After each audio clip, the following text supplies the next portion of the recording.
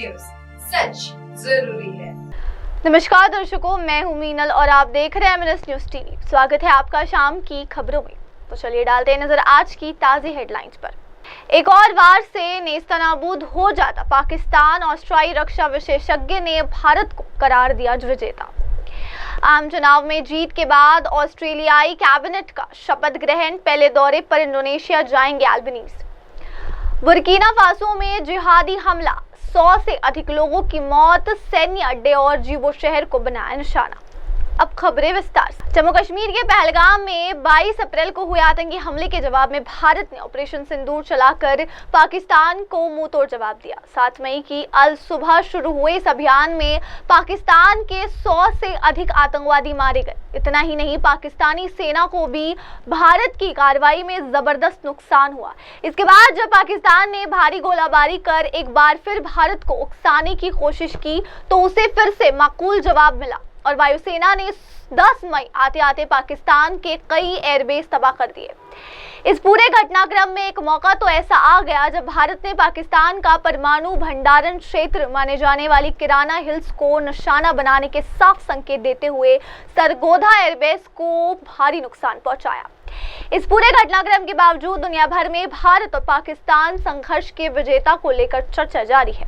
अब ऑस्ट्रिया के जाने माने एविएशन एनालिस्ट, हवाई उड़ान मामलों के विश्लेषक टॉम कूपर ने इस पूरे संघर्ष का परत दर परत विश्लेषण किया है और भारत को स्पष्ट विजेता ठहराया है।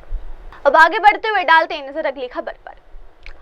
ऑस्ट्रेलियाई चुनाव में दमदार जीत के बाद मंगलवार को नई सरकार की कैबिनेट का शपथ ग्रहण समारोह हुआ। चुनाव में एंथनी अल्बनीज़ के नेतृत्व में सेंटर लेफ्ट लेबर पार्टी ने जीत दर्ज की है। अभी भी वोटों की गिनती जारी है। ऑस्ट्रेलियाई संसद की कुल 150 सीटों में से लेबर पार्टी 92 से 95 सीटें जीत सकती है। पिछले चुनाव में लेबर पार्टी ने 78 सीटों पर जीत दर्ज की थी।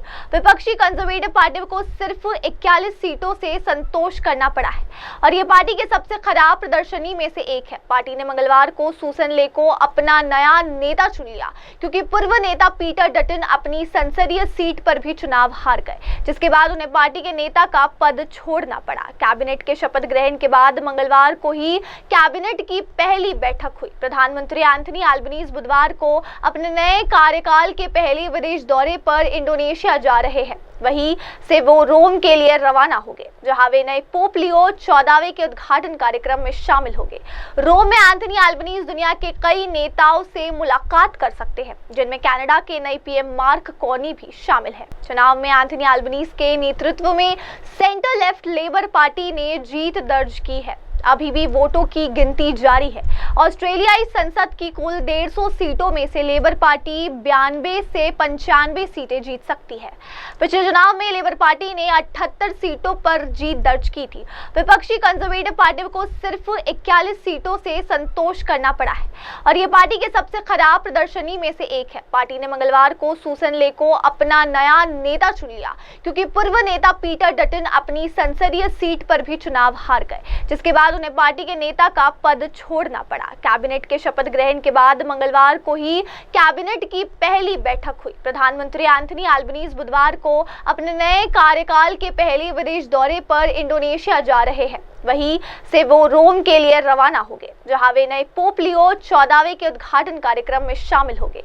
रोम में एंथनी अल्बनीज़ दुनिया के कई नेताओं से मुलाकात कर सकते हैं, जिनमें कनाडा के नए पीएम मार्क कार्नी भी शामिल है। अब डालते हैं नजर अगली खबर पर। बुर्किना फासो में जिहादी हमला, 100 से अधिक लोगों की मौत, सैन्य अड्डे और जीबो शहर को बनाया गया निशाना। हमले में 100 से ज्यादा लोगों की मौत हो गई। मरने वालों में ज्यादातर सैनिक थे। एक सहायता कर्मी और स्थानीय लोगों ने सोमवार को हमले की जानकारी दी। बुर्किना फासो के सबसे प्रभावित इलाकों में काम करने वाले एक सहायता कर्मी ने बताया कि रविवार तड़के सैन्य अड्डे और जीबो शहर सहित कई स्थानों पर हमला हुआ। एक छात्रा ने बताया कि इस हमले में उसके पिता की भी मौत हो गई। सुरक्षा के डर से नाम न बताने की शर्त पर बात की। इस हमले की जिम्मेदारी अल-कायदा से जुड़े जिहादी संगठन जमात नस्र अल-इस्लाम वाल मुस्लिमीन ने ली थी, जिसे JNIM के नाम से भी जाना जाता है। ये संगठन साहेल इलाके में सक्रिय है। बुर्किना फासो अब सैन्य जुड़ा द्वारा संचालित है। देश की आबादी 23 मिलियन है। ये देश अफ्रीका के साहिल क्षेत्र में आता है, जो आतंकवाद और हिंसा से सबसे बुरी तरह प्रभावित है। 2022 में 2 बार तख्तापलट की वजह भी हिंसा ही थी, जिसके परिणाम स्वरूप बुर्किना फासो का लगभग आधा हिस्सा सरकार के नियंत्रण से बाहर हो चुका है। सुरक्षा बलों पर भी कानून से बाहर हत्याओं के आरोप लगे हैं। हमले में 100 से ज्यादा लोगों की मौत हो गई। मरने वालों में ज्यादातर सैनिक थे। एक सहायता कर्मी और स्थानीय लोगों ने सोमवार को हमले की जानकारी दी। बुर्किना फासो के सबसे प्रभावित इलाकों में काम करने वाले एक सहायता कर्मी ने बताया कि रविवार तड़के सैन्य अड्डे और जीवो शहर सहित कई स्थानों पर हमला हुआ। एक छात्रा ने बताया कि इस हमले में उसके पिता की भी मौत हो गई। सुरक्षा के डर से नाम न बताने की शर्त पर बात की। इस हमले की जिम्मेदारी अल-कायदा से जुड़े जिहादी संगठन जमात नस्र अल-इस्लाम वाल मुस्लिमीन ने ली थी, जिसे JNIM के नाम से भी जाना जाता है। ये संगठन साहेल इलाके में सक्रिय है। बुर्किना फासो अब सैन्य जुड़ा द्वारा संचालित है। देश की आबादी 23 मिलियन है। ये देश अफ्रीका के साहिल क्षेत्र में आता है, जो आतंकवाद और हिंसा से सबसे बुरी तरह प्रभावित है। 2022 में 2 बार तख्तापलट की वजह भी हिंसा ही थी, जिसके परिणाम स्वरूप बुर्किना फासो का लगभग आधा हिस्सा सरकार के नियंत्रण से बाहर हो चुका है। सुरक्षा बलों पर भी कानून से बाहर हत्याओं के आरोप लगे हैं। अब डालते हैं नजर अगली खबर पर। अमेरिका के पेंसिल्वेनिया राज्य में एक दर्दनाक हादसा सामने आया है। 2 भारतीय छात्रों की मौत हुई है। यह हादसा शनिवार सुबह उस समय हुआ जब उनकी कार एक पेड़ से टकराकर पुल से जा भिड़ी। इस हादसे में दोनों छात्रों की मौके पर ही मौत हो गई, जबकि एक अन्य छात्र घायल हुआ है, जिसे अस्पताल में भर्ती कराया गया। मृतकों की पहचान मानव पटेल और सौरभ प्रभावकर के रूप में हुई है। दोनों छात्र क्वींसलैंड स्टेट यूनिवर्सिटी में पढ़ाई कर रहे थे। वही घटना की जानकारी मिलते ही भारतीय वाणिज्य दूतावास न्यूयॉर्क ने इस पर गहरा शोक जताया और पीड़ित परिवारों के साथ संवेदना प्रकट की। दूतावास ने एक पोस्ट एक्स पर साझा करते हुए कहा कि क्लीवलैंड स्टेट यूनिवर्सिटी के 2 भारतीय छात्रों मानव पटेल और सौरभ प्रभाकर की दुर्भाग्यपूर्ण सड़क दुर्घटना में मृत्यु की खबर से हम अत्यंत दुखी हैं। इस कठिन समय में हमारी प्रार्थनाएं और संवेदनाएं उनके परिवारों के साथ है। दूतावास ने यह भी बताया कि वो दोनों परिवारों के संपर्क में है और उन्हें हर संभव सहायता उपलब्ध कराई जा रही है। स्थानीय पुलिस और लैंगस्टर काउंटी के कॉरोनर कार्यालय की रिपोर्ट के अनुसार यह हादसा पेंसिल्वेनिया टर्नपाइक पर ब्रेकनॉक टाउनशिप इलाके में सुबह करीब 7 बजे हुआ। रिपोर्ट के मुताबिक सौरभ प्रभाकर गाड़ी चला रहे थे। तेज रफ्तार में गाड़ी नियंत्रण से बाहर हो गई, जिससे पहले वो एक पेड़ से टकराई और फिर एक पुल के खंभे से जा भिड़ी। इस हादसे में दोनों छात्रों को कई गंभीर चोटें आई है और उन्होंने मौके पर ही दम तोड़ दिया। पुलिस ने इनकी मौत को एक घटना बताया है। यह हादसा शनिवार सुबह उस समय हुआ जब उनकी कार एक पेड़ से टकराकर पुल से जा भिड़ी। इस हादसे में दोनों छात्रों की मौके पर ही मौत हो गई, जबकि एक अन्य छात्र घायल हुआ है, जिसे अस्पताल में भर्ती कराया गया। मृतकों की पहचान मानव पटेल और सौरभ प्रभावकर के रूप में हुई है। दोनों छात्र क्वींसलैंड स्टेट यूनिवर्सिटी में पढ़ाई कर रहे थे। वही घटना की जानकारी मिलते ही भारतीय वाणिज्य दूतावास न्यूयॉर्क ने इस पर गहरा शोक जताया और पीड़ित परिवारों के साथ संवेदना प्रकट की। दूतावास ने एक पोस्ट एक्स पर साझा करते हुए कहा कि क्लीवलैंड स्टेट यूनिवर्सिटी के 2 भारतीय छात्रों मानव पटेल और सौरभ प्रभाकर की दुर्भाग्यपूर्ण सड़क दुर्घटना में मृत्यु की खबर से हम अत्यंत दुखी हैं। इस कठिन समय में हमारी प्रार्थनाएं और संवेदनाएं उनके परिवारों के साथ है। दूतावास ने यह भी बताया कि वो दोनों परिवारों के संपर्क में है और उन्हें हर संभव सहायता उपलब्ध कराई जा रही है। स्थानीय पुलिस और लैंगस्टर काउंटी के कॉरोनर कार्यालय की रिपोर्ट के अनुसार यह हादसा पेंसिल्वेनिया टर्नपाइक पर ब्रेकनॉक टाउनशिप इलाके में सुबह करीब 7 बजे हुआ। रिपोर्ट के मुताबिक सौरभ प्रभाकर गाड़ी चला रहे थे। तेज रफ्तार में गाड़ी नियंत्रण से बाहर हो गई, जिससे पहले वो एक पेड़ से टकराई और फिर एक पुल के खंभे से जा भिड़ी। इस हादसे में दोनों छात्रों को कई गंभीर चोटें आई है और उन्होंने मौके पर ही दम तोड़ दिया। पुलिस ने इनकी मौत को एक घटना बताया है। अब आगे बढ़ते हुए डालते हैं नजर अगली खबर पर। चीनी सेना ने उन रिपोर्टों का खंडन किया कि उसके सबसे बड़े सैन्य मालवाहक विमान ने पाकिस्तान को हथियारों की आपूर्ति की है। चीन ने ऐसी अफवाहें फैलाने वालों के खिलाफ कानूनी कार्रवाई की चेतावनी भी दी। भारत और पाकिस्तान के बीच हुए सीज फायर के बाद चीन की ओर से बड़ी प्रतिक्रिया देखने को मिली है। चीन की सेना ने सोमवार को उन खबरों का खंडन किया कि उसके सबसे बड़े सैन्य मालवाहक विमान ने पाकिस्तान को हथियारों की आपूर्ति की है। चीनी सेना ने ऐसी अफवाहें फैलाने वालों के खिलाफ कानूनी कार्रवाई की चेतावनी दी। पीपल्स लिबरेशन आर्मी एयरफोर्स ने इस बात से इनकार किया कि उसके शियान Y-20 सैन्य परिवहन विमान ने पाकिस्तान को हथियारों की आपूर्ति की है। चीनी रक्षा मंत्रालय की आधिकारिक वेबसाइट पर सोमवार को प्रकाशित एक रिपोर्ट में कहा गया कि इंटरनेट पर Y-20 द्वारा पाकिस्तान को हथियारों की आपूर्ति के बारे में काफी सूचनाएं देखने के बाद वायुसेना ने एक बयान में कहा कि इस तरह के दावे झूठे हैं। PLAF ने गलत जानकारी से संबंधित कई फोटो और शब्दों के स्क्रीनशॉट भी पोस्ट किए। प्रत्येक स्क्रीनशॉट को लाल रंग से अफवाह लिखकर चिन्हित किया गया। रिपोर्ट में कहा गया, इंटरनेट कानून से परे नहीं है। जो लोग सैन्य संबंधी अफवाहें फैलाते हैं उन्हें कानूनी रूप से जिम्मेदार ठहराया जाएगा। PLA के पाकिस्तानी सेना के साथ घनिष्ठ संबंध है। PLA द्वारा किया गया ये खंडन महत्वपूर्ण माना जा रहा है क्योंकि 2 दिन पहले ही भारत और पाकिस्तान के बीच सभी प्रकार की गोलीबारी और सैन्य कार्रवाइयां रोकने पर सहमति बनी थी। चीन ने ऐसी अफवाहें फैलाने वालों के खिलाफ कानूनी कार्रवाई की चेतावनी भी दी।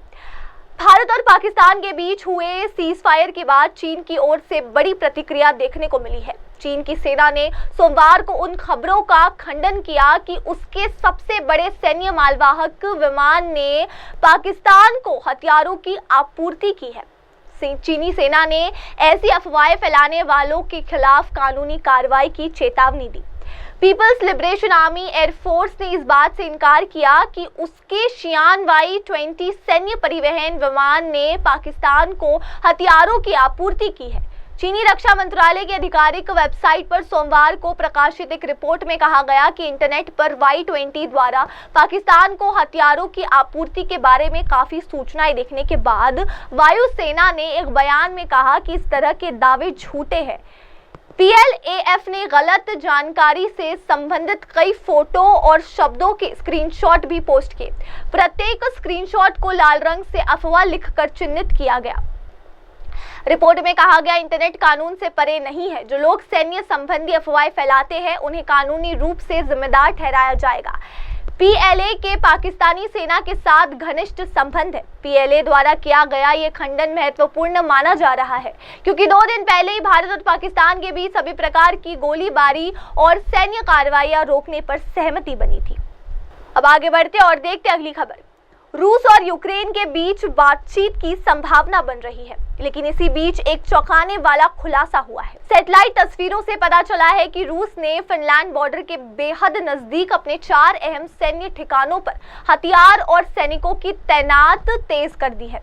कई ठिकानों पर बख्तरबंद वाहन, हेलीकॉप्टर और हजारों सैनिक देखे जा रहे हैं। ये वही पैटर्न है जो रूस ने यूक्रेन पर हमला करने से पहले अपनाया था। यूक्रेन पर हमले के बाद अब रूस की गतिविधियां एक नए मोर्चे की ओर इशारा कर रही है। सैटेलाइट इमेज से खुलासा हुआ है कि रूस ने फिनलैंड की सीमा के बेहद करीब 4 अहम ठिकानों पर बड़ी सैन्य तैनाती शुरू कर दी। ऐसे वक्त में जब यूक्रेन और रूस के बीच तुर्की में संभावित बैठक की चर्चा चल रही है, व्लादिमीर पुतिन की ये चुपचाप तैयारी यूरोप को गहरी चिंता में डाल रही है। स्वीडन के राष्ट्रीय ब्रॉडकास्टर ने प्लैनेट लैब्स की सैटेलाइट तस्वीर जारी की है, जिसमें रूस के 4 ठिकानों कामनेका, पेट्रोजावेड्स्क, सेवरोमोस्क 2 और ओल्निया पर तेजी से सैन्य गतिविधियां बढ़ती दिख रही है। अब डालते हैं नजर अगली खबर पर। पाकिस्तान सरकार ने ऑपरेशन सिंदूर में मारे गए आतंकवादियों के परिवारों को 1 करोड़ रुपए की सहायता राशि देने की घोषणा की है। ये राशि आतंकवादी मसूद अजहर के परिवार को भी मिल सकती है, जिसके घर पर भी ऑपरेशन के दौरान हमला हुआ था। ऑपरेशन सिंदूर में मसूद अजहर परिवार के 14 आतंकवादी मारे गए थे। भारत के डर से अंडरग्राउंड खूंखार आतंकवादी मसूद अजहर को पाकिस्तान की सरकार खुलेआम 14 करोड़ रुपए देने की तैयारी में है। दरअसल पाकिस्तान की सरकार ने ऐलान किया है कि ऑपरेशन सिंदूर में जितने भी आतंकवादी मारे गए सभी के परिजनों को 1-1 करोड़ की सहायता राशि दी जाएगी। शहबाज शरीफ की सरकार ने इसके लिए शुहाद पैकेज की घोषणा की है। जैश-ए-मोहम्मद के सरगना मसूद अजहर के घर पर ऑपरेशन सिंदूर के दौरान भी स्ट्राइक किया गया था। मसूद का घर बहावलपुर में स्थित है। इस स्ट्राइक में मसूद से जुड़े 14 लोगों की मौके पर ही मौत हो गई। यही वजह है कि मसूद को पाकिस्तान की सरकार शुहाद पैकेज में 14 करोड़ रुपए देने की तैयारी में है। स्ट्राइक के बाद मसूद अजहर ने खुद बयान जारी किया था। मसूद ने कहा था कि भारत के ऑपरेशन से उसकी बड़ी बहन बहनोई और उसके बच्चों की मौत हो गई। ये राशि आतंकवादी मसूद अजहर के परिवार को भी मिल सकती है, जिसके घर पर भी ऑपरेशन के दौरान हमला हुआ था।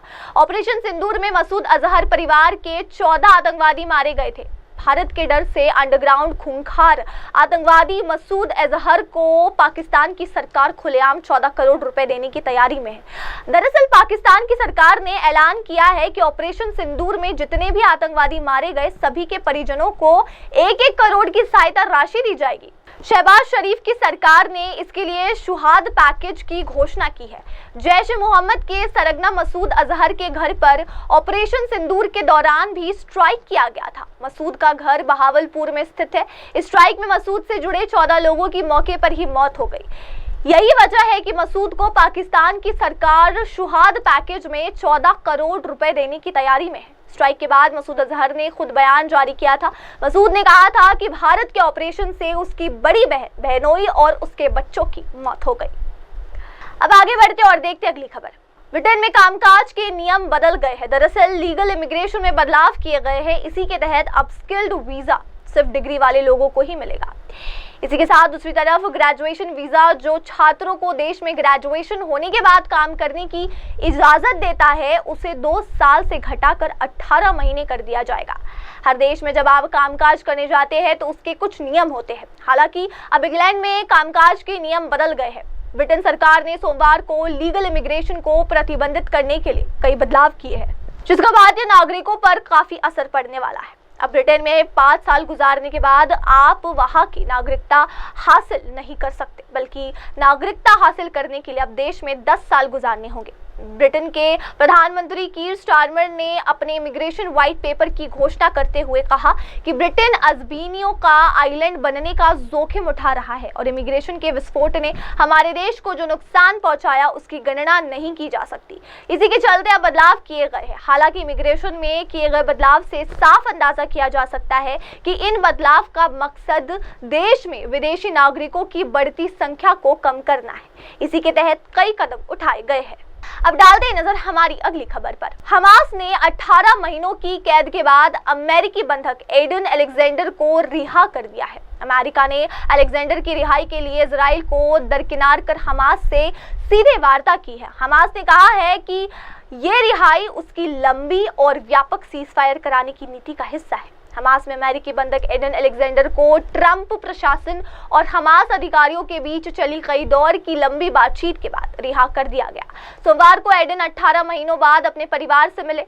7 अक्टूबर को हमास हमले में एडन को बंदी बना लिया गया था। हमास ने रविवार रात ऐलान किया कि वो अमेरिका के साथ कई दिनों की बातचीत के बाद 21 साल अलेक्जेंडर को रिहा करने पर सहमत हो गए।